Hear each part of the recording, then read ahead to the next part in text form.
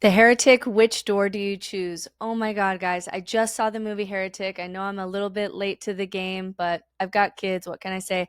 But as an ex-Mormon and also someone who, like Mr. Reed or Hugh Grant in the film, became a scholar of world religions, I have so much to say about this. I will be talking and thinking about nothing else for weeks. The favorite part of the film for me, which was the door of belief or disbelief, because I think about this question, I don't know, every day probably. So in the film, there are two missionaries. They're lured into his home, Mr. Reed's home, who's played by Hugh Grant, and they enter into this kind of chapel. After they kind of go through the hallway, they go into this kind of chapel, and there's a pew, and there's an altar, and there's this library full of religious stuff and religious paintings and religious books. And the entire time, my friend is just elbowing me because it sounds very much like, going through theology school, which is what I did. So, which is that, when you're there, when you're studying world religions, like Mr. Reed says, it's usually because you are really earnest. Like maybe you really do want to find the one true religion. And that if you could just lay it all out, you could maybe find the holy book or God or religion that makes the most sense or stands up to scrutiny the most. And that is really what I tried to do when I left Mormonism. I had this thought like, okay, I just have the wrong religion, but if I could find truth, then I could pattern my life accordingly, and then I'll be happy and I'll have done the right thing. But just like Mr. Reed says, eventually you realize that these religions have many similarities. They copy each other when they bump into one another throughout history. And the first move that everyone does when they encounter this, what he calls iterations, or just similarities between religions, including myself, and you can even see entire religions make this move, is to say, well, there are similarities across different religions and cultures across time because we're all reaching towards the same God. So, of course, we would see truths and concepts and practices that are kind of echoed because they're shared amongst all these religions. And in the movie, of course, Mr. Reed calls this iterations, and he develops this concept of monopoly, that the Jews had the original monopoly, but it wasn't marketed very well. So Christianity had the more popular form of monopoly. And then there's Islam that had a similar form of monopoly, and then the Book of Mormon, which is the newest, coolest edition. But they're all whispers of the same message. You're special. You're a special people. This text isn't like all of our other texts. This is a holy text. These are the true commandments of God in order to go into heaven. And it's a little surface level as far as like an expose of Abrahamic religions, but he makes his point that humans keep doing this thing over and over. And at the beginning, that makes you feel like, well, maybe there is one true religion and everything else is just an echo. Or maybe there's like a collective one, like these are all paths up the same mountain. And so, there's like a collective true religion or a collective true nature of God when we put this all together. And then something happens, and it happened to me in my doctorate program, this idea that maybe these religions are similar not because they're reaching towards the same God. Maybe these religions are similar because they're all created by humans, and humans have similar needs and similar fears. So you realize that we like to, for example, when we want to make someone special in our mythologies, we really like the idea of virgin births. And he talks about this in the movie. The idea that this person didn't come into the world the carnal way everyone else does, with sex and pregnancy and a messy, bloody labor. This was a special person. We tend to, as humans, do this pattern in our stories a lot. So we have Jesus, whom we like back write different birth stories in order to get Jesus to Bethlehem, even though it's likely that Jesus was born in Nazareth. You've got Horus from Egyptian mythology, who was conceived after the death of her husband Osiris. We have Mithras from Persian mythology, who was either born from a rock or was motherless based on different texts. We have Krishna, where Krishna's divine conception involved divine intervention. We have Dionysus in Greek mythology, who is said to have been born of Zeus and Persephone, but without sexual union. We have Quetzalcoatl, who was born of a virgin mother impregnated by either an arrow or a feather, which actually that seems like a distinction that would matter as far as impregnation, but whatever. And then even Buddha, who was conceived when a white elephant entered the side of his mother, Queen Maya, in a dream. And so this is something that humans do. We back write birth stories of humans or gods when they are special to show that they didn't come into the world like everyone else. And so he has a picture of a lot of these gods. He's explaining some of these similarities of religions to the sister missionaries. And the one thing that I didn't like as he was doing this, like, because I'm just totally geeking out that this is just even in a movie at all, is that he used the specific that they were born on December 25th. And this is just bad scholarship. And I was just like, oh no, you did that. So the idea that gods or saviors were born of a virgin on December 25th comes from comparative mythology and Christ myth theory movements, which sought to draw parallels between Christianity and earlier pagan religions. And the narrative has become popular in certain circles, but most of it has been critiqued or debunked for oversimplifying and misrepresenting ancient traditions. So scholars like James Frazer and Gerald Massey, who was a self-taught Egyptologist, argued that Christianity borrowed extensively from older pagan myths. So they claimed figures like Horus and Mithras and Krishna and Dionysus were virgin-born saviors with birthdays on December 25th. But modern scholarship has shown that many of these claims are either unfounded or just significantly distorted. So while I liked the little comparative religions class and I was geeking out over it, I hate that the writers did include the misinformation that these virgin birth stories, which are historically accurate, like we can prove that we do this with our stories, it became cheapened as an idea when you add that they were born December 25th, because that claim has been thoroughly debunked. But I'm nitpicking there. So this is where it gets good. He goes into how insane it is to look at all these similar myths that humans do. We make virgin births. We create gods. We have themes of resurrection in order to find ways to cheat death. And every religion claims that it's the one true religion. Like, when you take a step back, what is actually going on here? And that is very much what it felt like for me in theology school. I had this thought that could not go away. What if we are the ones creating gods instead of God creating us? Eventually, that became more and more prevalent in my mind, and I dropped out of theology school because it just didn't make sense. What does make sense is, humans have a deep fear of death and meaninglessness. We do better in community, and community is best created by dogma and us versus them tribalism. And we also want to feel like we have the truth and we're special in the universe. And so we create religions, and there's lots of similarities and iterations of similar themes across time because human needs are similar.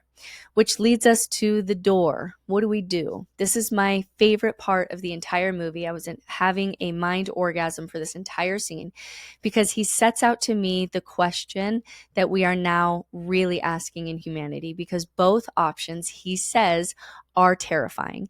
Either you believe in God, despite evidence to the contrary, and you believe that the God of these books, the God of the Bible, that commands genocide and supports slavery and sex slavery and has a tantrum and kills the world in a flood and supports murder and lying and incest. And if you pick the wrong God, or you're born into the wrong religion, or have the wrong baptism, you might spend eternity in one of these hells, which is a terrifying prospect that, like, that's, I guess, the best God, like, that's God, that's the creator. Like, well, shit. That is not a great, I can imagine better gods than that, and I can imagine better scenarios than that. So that's a terrifying door. Or we pick the other door, that we're just animals with no free will. We don't know how life started, but we're flying through space through a long evolutionary process, and evolution just wants us to mate and die, and we're just little ants in the universe, and we're born and we live and we die, and there's no meaning to any of it, and the universe doesn't care that we're here. And this is such an interesting choice that people have to make. Do we believe in the unbelievable and believe in a God that allows for this much suffering on earth, which is a terrifying door, number one, or do we disbelieve? And all we are left with is meaninglessness and suffering of life without stories that make it all okay. And that is also terrifying. And we have to choose. But what I really want to talk about is this moment where Sister Barnes, after going through the entire ordeal in the basement, and spoiler alert, I'm going to kind of talk about the ending here. So if you haven't seen it yet and you want to, just turn this video off and walk away. But she's been stabbed, he's been stabbed, and she says, do you know about the prayer experiment? And we have done so many experiments on this, so many experiments that we can actually have a meta-analysis on this.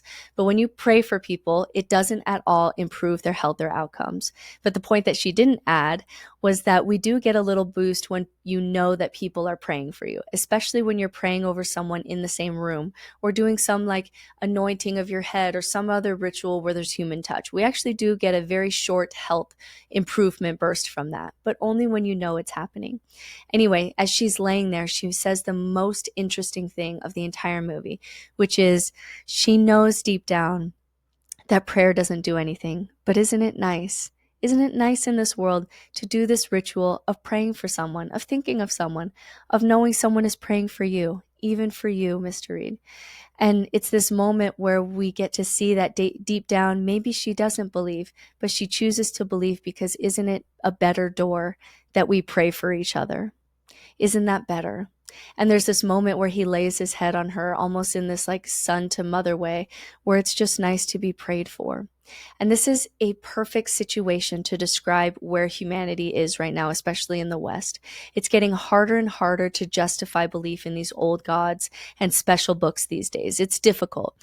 But statistically, most people are Sister Barnes. Like maybe deep down they know that it might not be capital T true, but it's a better door for them to choose, so they do it anyways. Because the alternative door, where we deal with nihilism and death and lack of community and lack of meaning, is so scary to us as humans.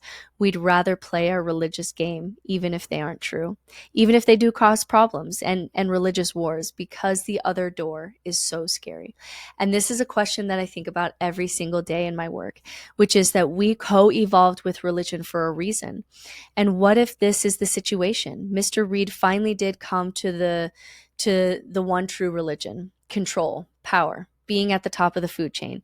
If we collectively lost religion in the world, there's optimistic people that say that we could make the world a better place. But what if the reality is that the world gets much worse because we are more scared of the disbelief door than the belief door, because life is often harder without religion?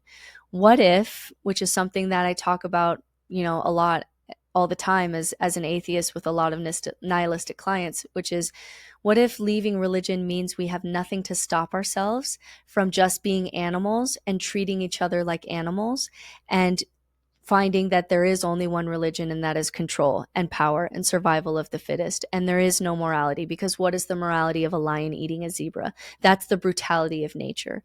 What if religion is the only barrier we have from the brutality of nature and just descending into chaos and anarchy and neighbor against neighbor? It's a question that came up recently with Sam Harris and Alex O'Connor, which is what we see in the vacuum of the death of God, or when we choose the disbelief door, is that we tend to go into more fundamentalist religions. So we're seeing a rise of Islam in the West. We're seeing a rise in nationalism and political religions and Trump-like characters. And we're seeing a rise in nihilism, suicide, numbing behaviors, depression. And if we could know that the world would be worse off as far as human well-being without religion, what do we do? To which Sam Harris says if he could know that the world would be worse without religion, he would pull all of his anti-religious books, because well-being has to matter more than truth. And if well-being matters more than truth, then do we keep religion around? Because for most people, it's the easiest way to find things for human well-being: community, meaning, purpose, ritual, raising children, service, awe, transcendence, dealing with death, etc. So to me, the question isn't whether or not religion is true. And so I love that the movie didn't do like true versus false. That's not the question. The question is, if religion has co-evolved with us because it's better for us on average, then what do we do about that when we can prove a religion is false? Do we believe anyways? Or at least play the game, like play the monopoly game of belief, because the other door, the door of nihilism, is worse? And I think about that question every single day. And if I were to write my dissertation right now, I'm at all but dissertation, it would be on the topic that there is no God, but maybe you should believe in him anyways. Because I barely myself made it through nihilism, even though I had the privilege of spending 10 years finding tools and resources and philosophy and people that helped. And so I barely survived the death of God. Like, life is very hard without stories that make it all okay, especially for people like me who tend towards neuroticism, who have a really hard time dealing with the amount of suffering in the world, which is why we evolved to tell these kinds of stories. And so there's no great answer to this question. I did, just for fun, just for kicks and giggles, ask ChatGPT, and I framed this question really well. And I'm asking it not as an authority. ChatGPT is not an authority. authority, but just for fun, like I'm just curious what it says. And it said, that's a profound and challenging question. I appreciate the weight it carries. If I had to choose, here's how I would frame the dilemma. Religion has historically provided community moral frameworks and rituals that give people meaning and stability. It can also, this is ChatGPT, it can also inspire altruism, art, and hope in the face of suffering. However, it also perpetuates exclusivity, dogma, and can justify violence and oppression. The rigidity of certain religious systems often stifles progress, enforcing hierarchical structures and promoting us versus them thinking. If humanity clings to religion without reform, it risks entrenching divisions and hindering global unity, especially in light of modern problems like AI and climate change. But for nihilism, ChatGPT says nihilism confronts humanity with raw truths about the lack of inherent meaning in the universe. For some, this spurs liberation, creativity, and the opportunity to build purpose without external dictates. But for others, it leads to despair, apathy, or destructive tendencies, especially if no replacement for community or morality is found. A society gripped by nihilism might suffer from a breakdown in empathy and shared goals, leaving it vulnerable to exploitation or chaos. If nihilism dominates without adequate structures to replace what religion provided, humanity risks losing cohesion and falling prey to individualism gone awry and succumbing to existential despair or indifference, or even becoming someone like Mr. Reed, who is like, well, power is the only religion. So if these are the only two paths, ChatGPT says continuing with religion while reforming and evolving it may be the less damaging option in the long run. Religion has proven adaptable in many ways, and its core mechanisms, community, moral narratives, rituals, are deeply intertwined with human psychology. While dangerous in its fundamentalist forms, religion offers tools that can mitigate chaos and foster cooperation. That said, this isn't an endorsement of dogma or oppression, but rather a recognition that people generally seem to need shared narratives to thrive.